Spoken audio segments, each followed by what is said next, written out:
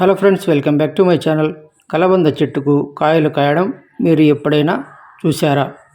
ఇదిగో చూడండి, ఈ కలబంద చెట్టుకు కాయలు కూడా కాస్తున్నాయండి. ఇదొక వింతలాగా చూడొచ్చు. మీరు ఎప్పుడైనా చూసుంటే కామెంట్ బాక్స్లో కామెంట్ చేయండి. చూడండి ఫ్రెండ్స్, పువ్వులు కాయలు రావడం మీరు ఎప్పుడన్నా చూసారా? ఒక కమ్మలాగా పైకి పోయి దానికి కాయలు కాస్తున్నాయి. చూడండి ఫ్రెండ్స్, మీరు ఎప్పుడైనా చూసి ఉంటే దయచేసి కామెంట్ చేయండి, లైక్ చేయండి, సబ్స్క్రైబ్ చేయండి. చూడండి ఫ్రెండ్స్, ఎంత బాగా కాయలు కాస్తున్నాయో. చెట్టు కూడా చాలా పెద్దగా ఉంది. ఇది 33 కోట్ల మంది దేవతల శక్తి ఉన్నది కలబంద మొక్క.